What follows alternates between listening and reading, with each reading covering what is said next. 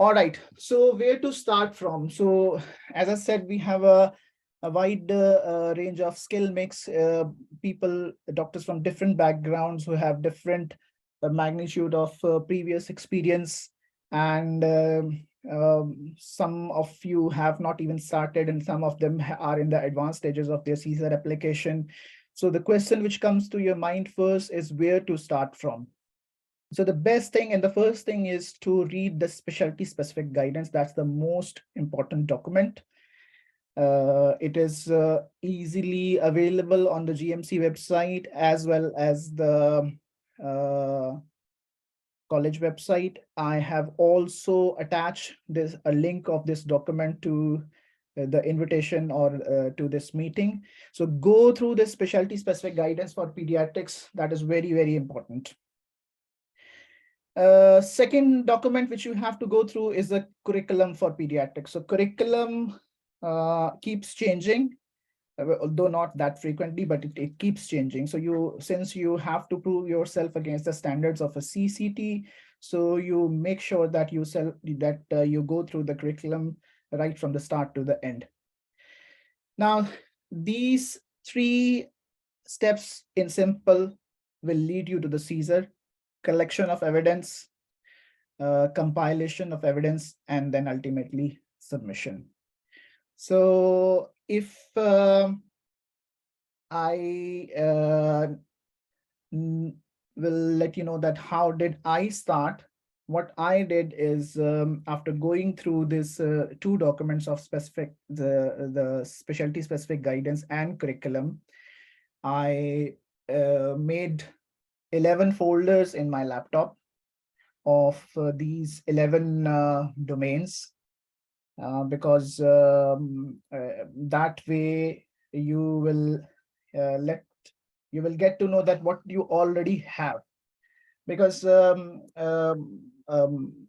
you might not know, I bet you will not know that you already have at least 25% of the evidence, and most of us don't know that where it is. It may be somewhere in your diary, so you have to go back and explore that, your diaries, your portfolio, the previous documents. So it's not only the full process you have to collect. So you might have some of your evidence, and I will tell you how you can explore that and make a use of that to make it available. So I was talking about how did I start. So let me see if I can share my screen. I'm just changing this. Okay,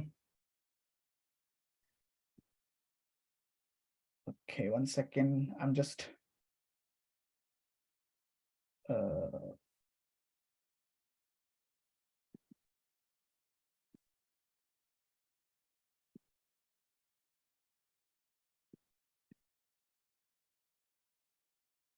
can you see that folder? Yeah, that's fine. Yeah, so that is that is my drive where I have made these folders of whatever evidence I had and whatever evidence I need to collect. So most of these folders which you are seeing on my screen, they were empty to start with. So if you can see DOPS, trainees feedback, teaching, communication, clinic list, meetings, management, ACATS, research. So most of these folders were empty when I started, and I didn't have much to start with. So, but this helped me a lot to reflect on the fact that what I have and what else do I need further. Otherwise, you will keep moving to and fro between different webinars and meeting, just confused that what actually do you need. So for example, if I open one of these folders, now they are full because my application is I've done with my application. So but when I started, there's nothing much content in that. So can you see that? So for example, I open one of these files. So this is I cannot open each of them because there are some sensitive information in that as well. So for example, this is a log of one of the procedures which I used from my previous hospital where I was working. So it has nothing much in that, but still I kept I use that and try, and it worked. So you must be having some of these kind of uh, things in your diary, in your, if you are, if you, I mean, if you have a good background of experience in pediatrics, and you can try getting things retrieved from your previous workplaces, and I will come to that, how you can do that. Similarly, if you see, I'll open one more of these. So for example, these are the, so a development log and reflection of a looked after clinic which I did. Yeah, so you can compile, you can make your evidence and start compiling it in different folders and keep filling it, and that way you will get to know that what have you already done and what else do you need to do. Can you still see my screen? I'm back to the presentation. Yes, we can. Okay, well, good. All right. So portfolio. Yeah, I was talking about the portfolio. So most of the colleagues and friends, they ask me that why do we need a portfolio? So is it compulsory? Is it mandatory? So I'll tell them that so portfolio is although it is not compulsory, not mandatory, but it is very helpful. It's kind of a checklist. So imagine that your wife or your partner have asked you to go out and bring monthly grocery from the supermarket. Although you remember everything that what to bring, but you cannot remember everything. So you make a checklist and you go and explore different sections of the supermarket and collect and organize into different bags and then bring home. So it's similarly, the portfolio gives you a checklist that what do you actually want to prove yourself against the standards of the CCT. So if you don't have a portfolio, it is better to get one. However, it is not compulsory. So you can still get a lot of evidence without using a portfolio, and I'll show you how. All right, so resources you need, just a second. Yeah, so the resources you need, these are the tools you will be needing to develop your application. The first thing is the eligibility. I'll quickly go through that. So eligibility, it's a bit complicated.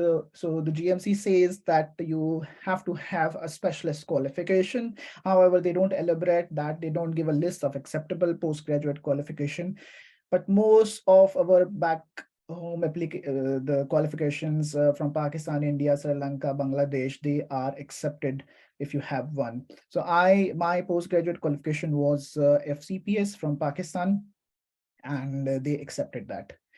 If you don't have a postgraduate qualification, there is another thing which you can have, which is a 6 months recognized training. uh, that also they don't elaborate on what actually is that. So that is probably the training experience in the UK. Okay, what else do you need? You need a middle grade job, preferably working in NHS. Now, again, that is not a compulsory thing. And you can theoretically, it's not written anywhere that you have to work in NHS to prove yourself as a doctor of as a CCT equivalent. But working in NHS gives you opportunity to interact with the doctors who are in training, and because the format of training is different of course what we have been doing. Background experience, again, you need to have a background experience, although that is also not written anywhere. So, but I believe that most of the doctors who are thinking about doing a CESR pathway already have a good background experience of working in pediatrics. Portfolio, I've already mentioned portfolio. So if you don't have a portfolio, try subscribing to one. If you already have a membership of the Royal College, you just have to give an additional fee for that, and that you that you can get the tax reimbursed at the end of the year. Then you need some IT equipment. Of course, you need a laptop, printer, software to redact your evidence. So whatever evidence you have, which contains the patient identifiable data such as the patient names, date of birth, and other details, you need to anonymize that data, and you need to have a software for that. That is not a big problem. There are lots of softwares. So I use Adobe premium version of Adobe Acrobat Pro, and I only use it, subscribe it for 1 month, and then I stopped the subscription. So I collected all the evidence, and at the end of that, I just anonymize it within a month or 2 months. And finally, you need money. Of course, it's an expensive process. The fee is quite it's almost £1,700, provided you are successful in your first attempt. If not, if there is a review application, then you have to arrange some more money. So, all right, next. Okay, so trust support. What support you need from the trust? Can everybody see the slides? Right, I'm just confirming. Yes, we can see the slides. Yeah. Okay, good.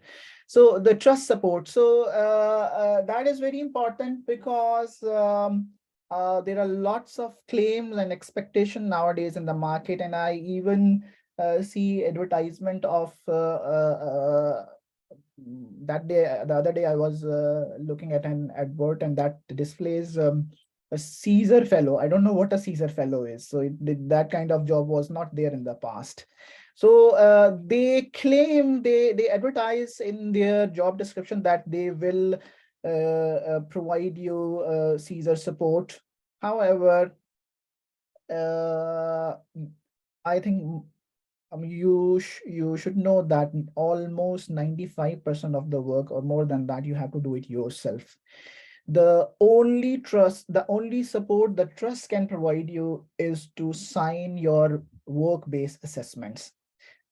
The supervised learning events, what we call as your portfolio things, and they have to sign anyway, regardless of the fact that you are doing CESR or you are not doing CESR. So they have to sign. If you are doing any assessment and you are sending them request to sign, they are obliged to do that and to give you feedback. We'll talk more about that. So that's the main support you need from the trust. Now rotations. So there have been a debate, a myth circulating that you need the rotation in community pediatrics and level 3 and ICU. I think it circulated because if you see the pediatric curriculum, so there are some competencies which you have to provide to show them that you are competent in community pediatric and level 3 and ICUs. However, there is no requirement of working in a level 3 and neonatal unit or in a community pediatric ward. So if you are working in a DGH, you don't need a tertiary care hospital to go to a level 3 and ICU to complete your competencies, and you don't need to arrange a rotation in community pediatric. If you can get that, if your trust can help that you with that, that is great. So obviously that will be better than not having these rotations, but I assure you that you can easily get these competencies while working in a